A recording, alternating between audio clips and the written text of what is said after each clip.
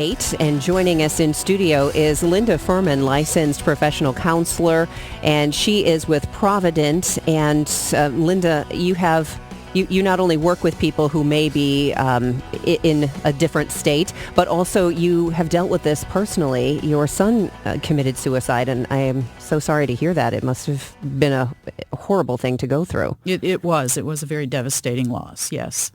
One of the questions that I think a lot of people are struggling with, the reactions in the wake of such a high-profile suicide have kind of been all over the board. But one thing that I would like to ask you as a counselor and somebody who has personal experience with this, does somebody who is completely themselves, of complete sound mind and body, just decide to end their life? No, absolutely not. In many cases, there's a lot of things going on. You can compare it to a cup of water. You have a cup of water that is completely full to the brim. You add one more drop, and the water, it spills over. It was not that drop that caused it to spill over. It was what was already accumulated in that cup. So when a person has thoughts of suicide, it can be, one thing. It's usually a traumatic event with feelings of loss that the person experiences. But a lot of it has to do what was already in that cup that caused, it to overflow and cause them to have the thoughts of suicide. Does the person usually have a blurred vision of reality? They have distorted thinking right before. Many people will talk about being in this black hole, that they cannot see beyond the black hole. And they begin to see suicide as their only option. They have a lot of distorted thinking going on. They begin to see themselves as a burden on others. They begin to think families will be better off without them. They begin to think they are totally alone and isolated, and that they have no support system. So they begin to see suicide as their only option. Now, I've worked with some families who have had family members commit suicide, and one of the things, a mom in particular, had said, I had no idea. I didn't know. And she felt she should have known. And then that must be a difficult thing, too. So for families who may be grappling with something like this, would you know? How would you know?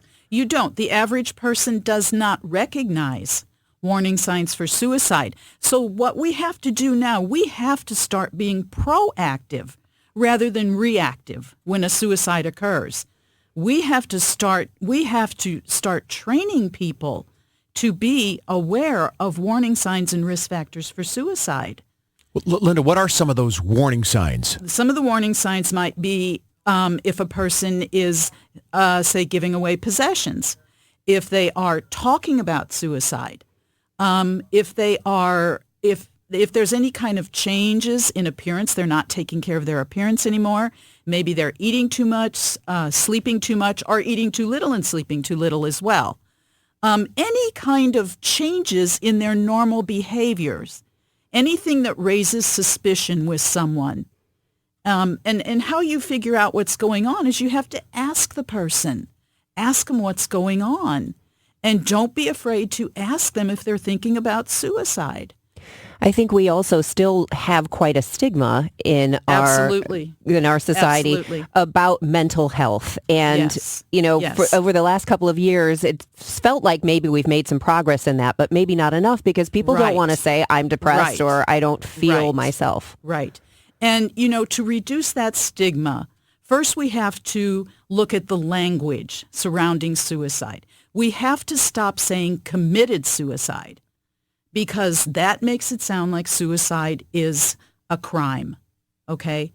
We prefer to say someone died by suicide rather than committed suicide. Oh, that's interesting. I hadn't thought about that. Mm-hmm. Yes. Is it natural for people who are relatives or friends of the person who has died by suicide to try and find a quick explanation? Oh, absolutely, yes. It's very normal for the survivors to want to blame someone else. And then a lot of times they'll take that blame and put it on themselves, where in reality, the suicide had nothing to do with the survivors. Causation is something we need to know. We need to know Right, as people. what led to the event. We do. And that's all part of the healing process, is the need to know why. Now, do you often talk to the families and relatives? Because I would imagine if this happened in my family, I would need some serious help myself, because it is a traumatic event for everyone Absolutely. involved. Absolutely. I work a lot with survivors of suicide. Provident has support groups for survivors of suicide. I facilitate one of those groups.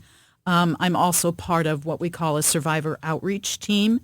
That's through our local chapter of the American Foundation for Suicide Prevention. And we will go into a home after a suicide has occurred and meet with the families in their home. You never get over it, do you? You get through it. Do you? You'd never get over it, but you get through it. Mm-hmm. You can survive. A lot of woulda, coulda, shoulda. Oh, absolutely. Mm-hmm. Absolutely. It's just terrible. I should have had this in front of me, but maybe you know offhand. Is there like a suicide hotline in our area or our state? Yes, there is. Providence Life Crisis Services has thank you. See, I knew you would know. A 24-hour crisis line. The number is 314-647-HELP or 647-4357. There is also the National Suicide Prevention Lifeline. That's a toll-free number. Again, 24 hours, 365 days a year. That number is 800-273-TALK or 273-8255. Our crisis center through Provident also answers the lifeline as well.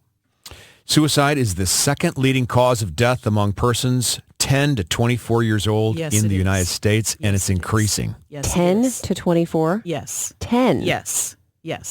Yeah, and 6 veterans daily die by suicide. Right. Isn't it that's off the charts? Yes. Yeah. Yes. Well, Linda, thank you very much for joining us today. We sure appreciate the information you shared with us. Mm-hmm. Really valuable. All right. Thank you for having me. And I'll Thank you post so those crisis lines as well, just in Yes. case people didn't have a chance to write those down. Do you want any more? LindaFehrmann, licensed professional counselor and a master's in counseling, certified grief recovery specialist, has worked for Provident since 2007, joining us today on the Voice of St. Louis, KMOX. Well, we'll leave some room this morning for phone calls as